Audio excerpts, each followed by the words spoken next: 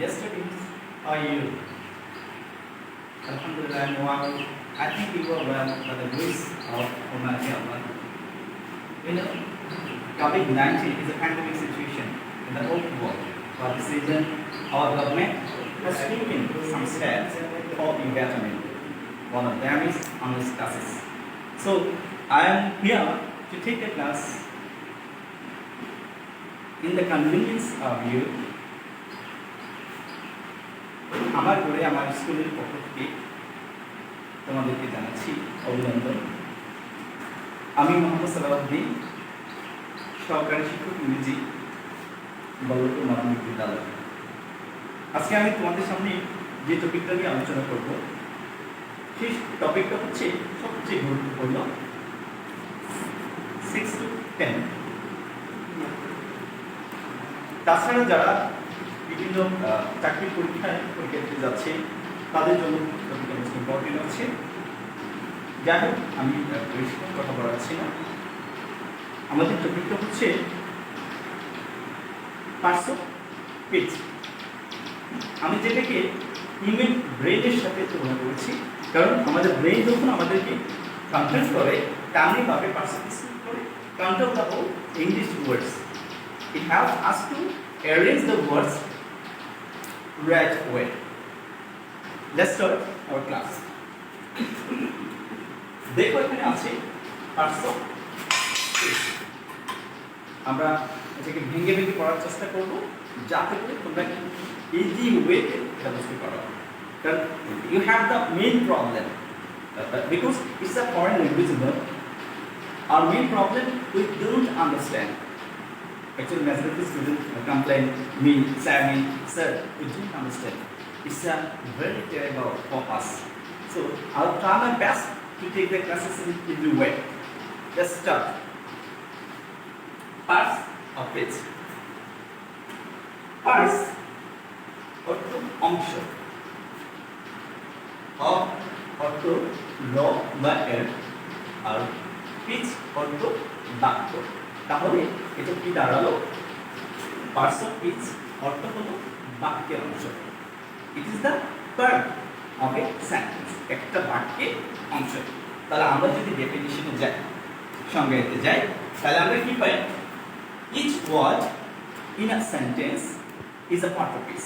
Each word, each মানে প্রত্যেক, word মানে শব্দ, ইন আ সেন্টেন্স একটা বাক্যের প্রত্যেকটা শব্দকে কি বলে? Is a parts of speech. Parts of speech বলা হয় বা বাক্যের অংশ বলা হয়। চলো আমরা এক্সাম্পলে যাই। For example, Bangladesh is our motherland. এখানে একটা সেন্টেন্স আছে, দেখো। তাহলে তোমরা কি বলতে পারবে এখানে কয়টা পার্ট আছে? আমরা দেখে নিই। বাংলাদেশ 1 1 2 3 4 5, সেখানে 5টা ওয়ার্ড আছে। তাহলে প্রত্যেকটা ওয়ার্ড হচ্ছে এক একটা পার্টস অফ স্পিচ। তাহলে আমরা বলতে পারি এখানে পার্টস অফ স্পিচ আছে 5টা। তো another example, we love our country. তাহলে তোমরা বলো তো এখানে পার্টস অফ স্পিচ কয়টা আছে? এখানে পার্টস অফ স্পিচ আছে 4টা, কারণ এখানে ইন্ডিভিজুয়াল ওয়ার্ড আর 1 2 3 4। তাহলে এখানে পার্টস অফ স্পিচ আছে 5টা, 4টা। তাহলে আমরা কি বুঝলাম? পার্টস অফ স্পিচ হচ্ছে একটা বাক্যের অংশ। এখানে যতটা অংশ থাকবে ততটা হচ্ছে একটা পার্টস অফ স্পিচ। ওকে, চলো আমরা সামনে আগাই। Classification of parts of speech. আচ্ছা স্টুডেন্ট, তোমরা দেখো এখানে একটা ছন্দ লিখেছি, নিপা আপু সিবি দেখেন সংযোগ টিভি। নিশ্চয়ই দেখো, আমি আবারও বলছি, নিপা আপু সিবি দেখেন সংযোগ টিভি। তাহলে নিশ্চয়ই তোমাদের মধ্যে কিউরিওসিটি জেগেছে, সেটা কি? দেখো সেটা, এটা হচ্ছে এমন একটা ওয়ে, এমন একটা টেকনিক, যে টেকনিকের মাধ্যমে আমরা জানতে পারবো ওই যে 8টা পার্সেন্টেজ যেগুলো আছে এগুলো আমার এই টেকনিকের মধ্যে আছে। তাহলে চলো আমরা দেখে নিই সেটা কি।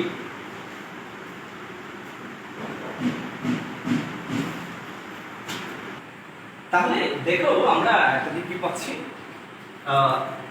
এনিতে হচ্ছে নাউন, আইতে হচ্ছে ইন্টারজেকশন, পিতে হচ্ছে প্রোনাউন, আবার এতে হচ্ছে প্রেপোজিশন,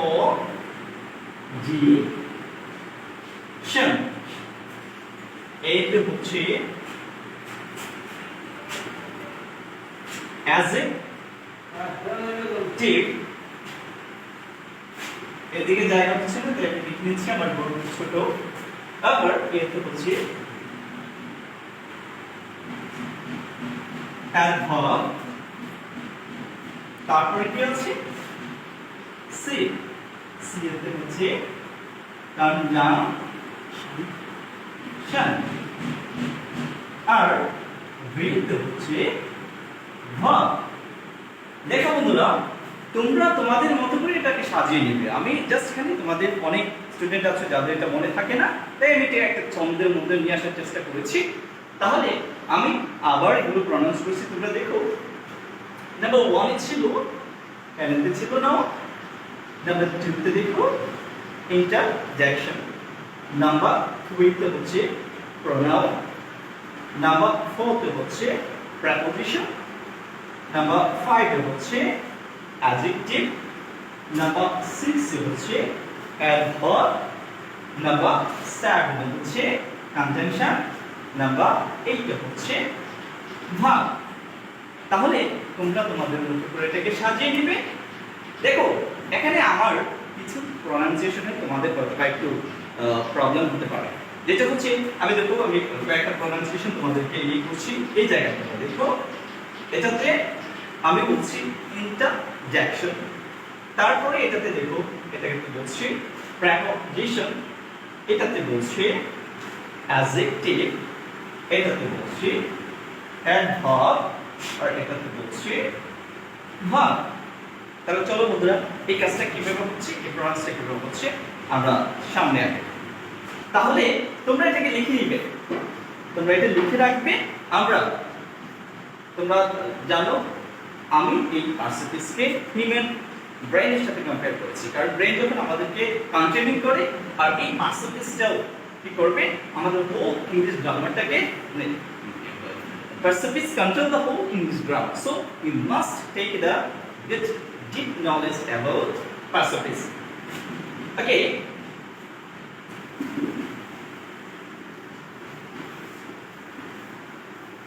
Okay বন্ধুরা, তোমাদেরকে আমি একটা খুব সুন্দর মানে it's a good techniques, pronunciation techniques, যেহেতু আমার এখানে প্রনাউন্সিয়েশনের একটা টেকনিক আসছে, আমি তোমাদেরকে এটা দিয়ে দিচ্ছি। Ulu was a vowel, A, E, I, O, U. Vowel for R থাকলে সাধারণত ওই আগে উচ্চারণ হয় না। আমি আবার বলছি, Ulu was a vowel, A, E, I, O, U. এরপর আর থাকলে সাধারণত ওই আর উচ্চারণ হয় না। যেমন দেখো এখানে আমি দিচ্ছি, তোমরা তোমাদের কাছে জানি না এটা কেমন হবে, it's a right way, it's a right pronunciation.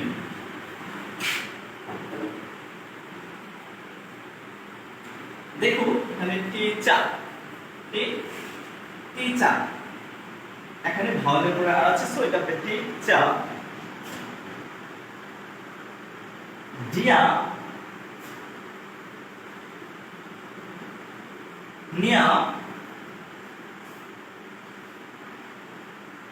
father, mother, brother, sister. তাহলে কোন ওয়ার্ডে ভাওয়ালের পর আর থাকলে সাধারণত ওই আর উচ্চারণ হয় না। দেখো এখানে teacher, dear, near, father, mother, brother, sister. আমরা সামনের দিকে আগাই।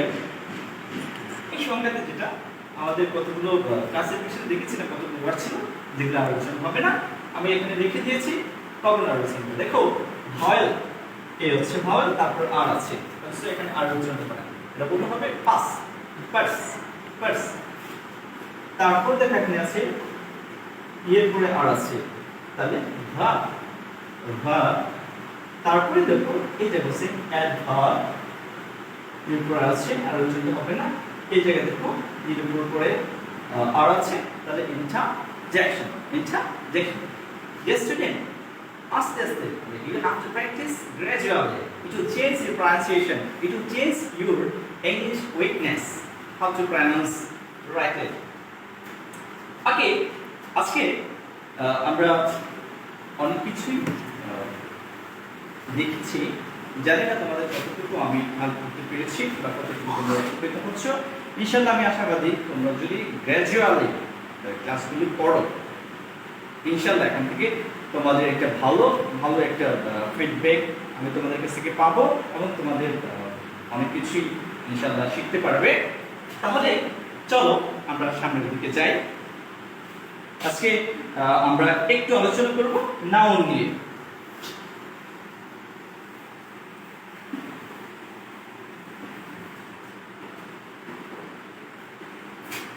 নাউন,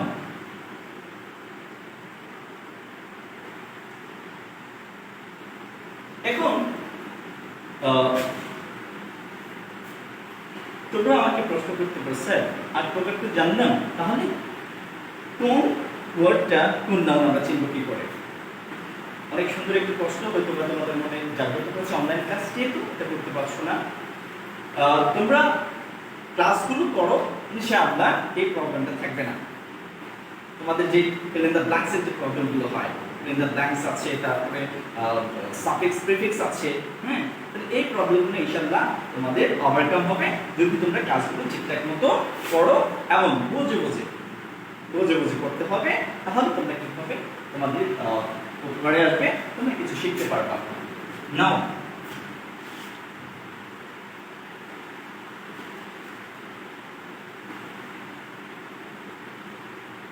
কোনো কিছুর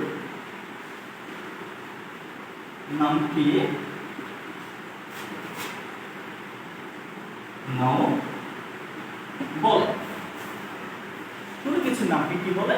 নাউন বলে। তাহলে নাউন কিন্তু ওয়ার্ডটা ছোট, কিন্তু এটার ক্লাসিফিকেশন অনেক বড়, নাউনের গুরুত্ব অনেক বড়। তাহলে আমরা যেটা লিখবো, কোনো কিছুর নামকে কি বলে? নাউন বলে।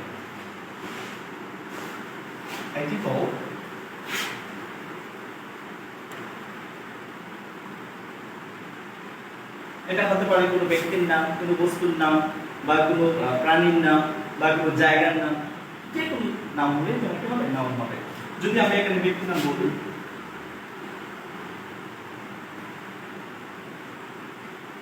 কামাল, জামাল। যদি জায়গার নাম বলি আমি, কুমিল্লা, ঢাকা। যদি আমি ফুলের নাম বলি, রোজ। যদি আমি প্রাণীর নাম বলি, টাইগার, লায়ন, এটসেট্রা। আরো অনেক কিছু, যে কোনো নাম বলি সেটাকে হবে নাউন হবে। তাছাড়া there is another trick how to identify noun in a sentence. Let's go to the next.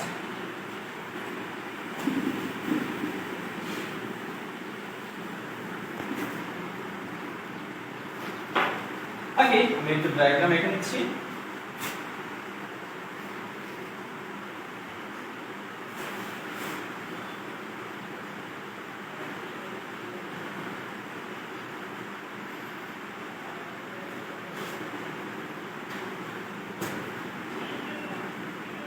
কোনো ওয়ার্ড এর শেষে কোনো ওয়ার্ডের শেষে নিচে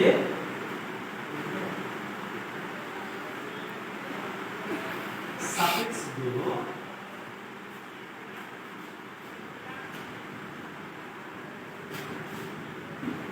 থাকলে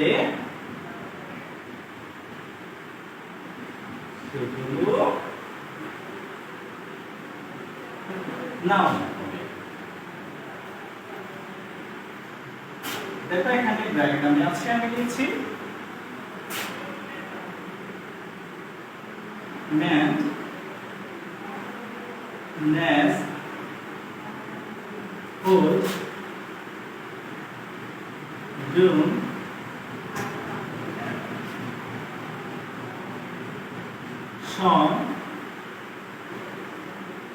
Sean, ity, ety, cy, ing, er, ph,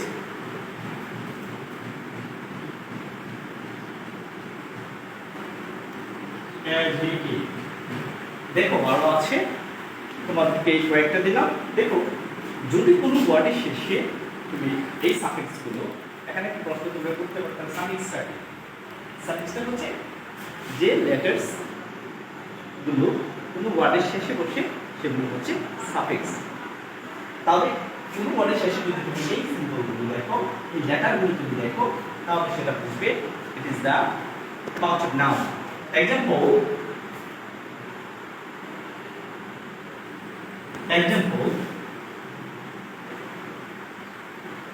education,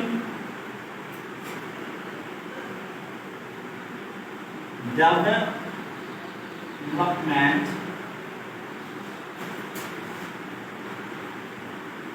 childhood,